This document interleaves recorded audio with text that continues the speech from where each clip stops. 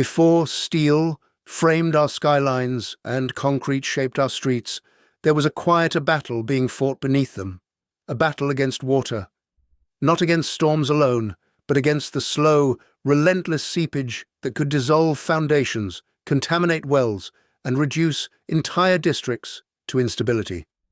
Long before modern engineering defined gradients and load distribution with formulas, ancient cities were already solving the same problems with stone, gravity, and disciplined observation. And beneath Rome, there are tunnels carved more than 2,000 years ago that still carry water today.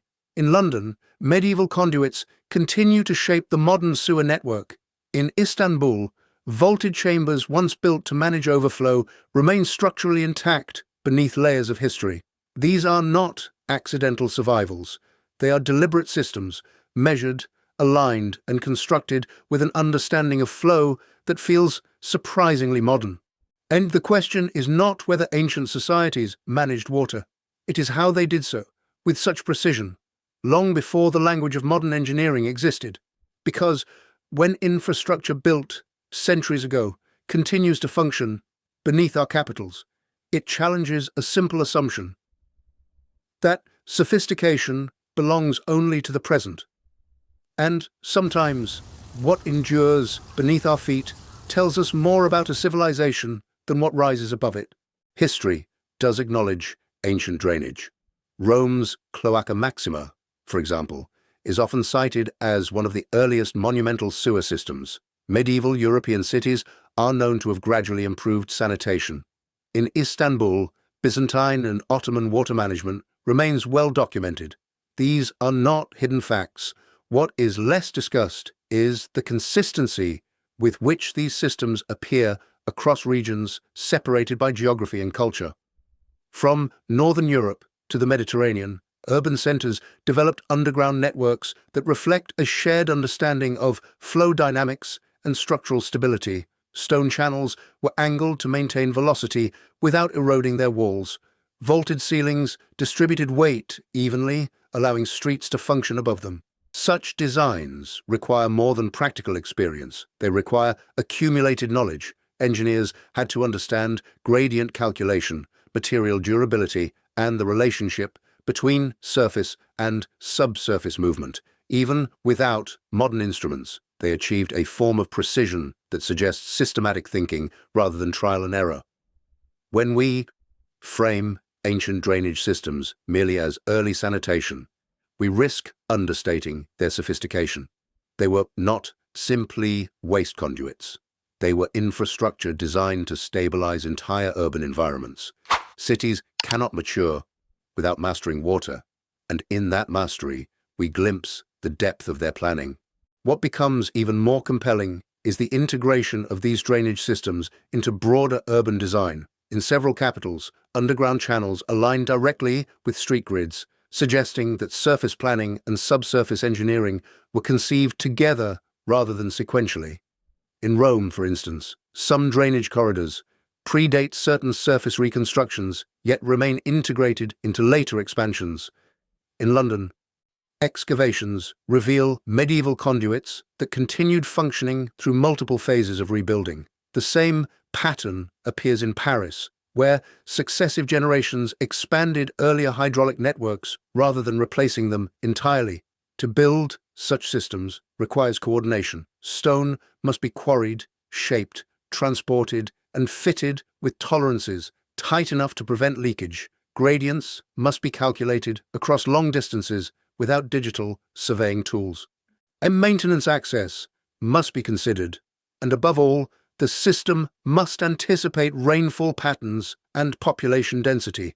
This level of integration suggests that water management was not an afterthought, but a foundational element of city planning. Streets were not simply laid above ground. They were anchored by invisible systems beneath them.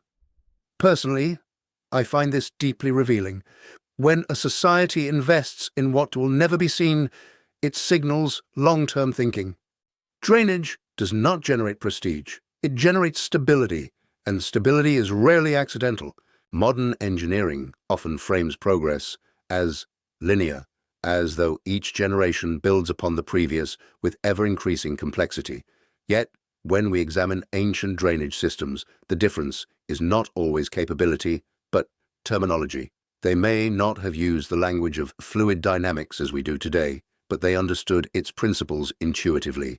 The slope of a conduit must balance flow speed with structural preservation. Too steep, and erosion accelerates. Too shallow, and stagnation occurs. Many ancient systems demonstrate this balance consistently over considerable distances. That implies repeated measurement, correction, and refinement. It is tempting to attribute such achievements to isolated genius. But the repetition across cities suggests something broader. A shared body of applied knowledge transmitted through guilds, apprenticeships, and long-standing craft traditions. I sometimes wonder whether our perception of modern superiority blinds us to earlier forms of intelligence. The absence of steel reinforcement does not imply the absence of structural reasoning. Stone, when understood properly, can endure millennia. In this sense, advanced drainage was less about technology and more about disciplined observation, an intimate relationship with terrain and climate that modern planners sometimes overlook.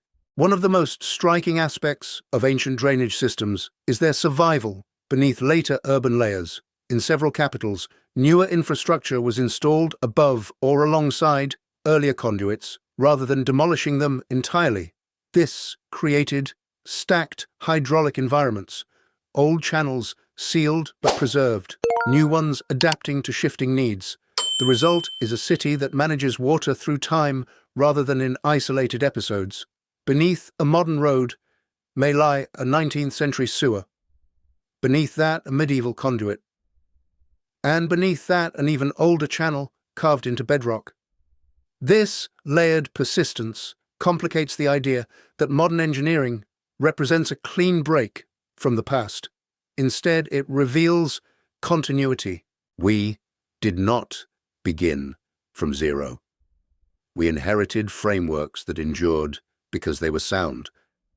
Walking above such systems, I often reflect on how little of a city's intelligence is visible. The elegance of a skyline attracts attention, but the hidden channels below determine whether that skyline remains upright after a storm. Civilization is not measured only by what rises into view, but by what quietly protects it from collapse. Advanced drainage systems built before modern engineering do not challenge history, they deepen it. They remind us that survival required mastery long before formalized engineering disciplines emerged. Cities that failed to control water vanished. Those that endured invested in what lay beneath their streets. Perhaps that is the lesson these buried conduits offer. Innovation does not always announce itself with spectacle. Sometimes it flows silently, stone by stone, beneath the surface of daily life. When we walk through the capitals of today, we experience the latest chapter of a much longer narrative, one in which water management was both invisible and essential. The fact that these systems still function in some cases is not a curiosity. It is testimony to a continuity of thought that transcends eras. And if we listen carefully, we may begin to see cities not merely as monuments to power, but as layered expressions of adaptation, shaped as much by rainfall as by rulers. Infrastructure, after all, is memory in stone.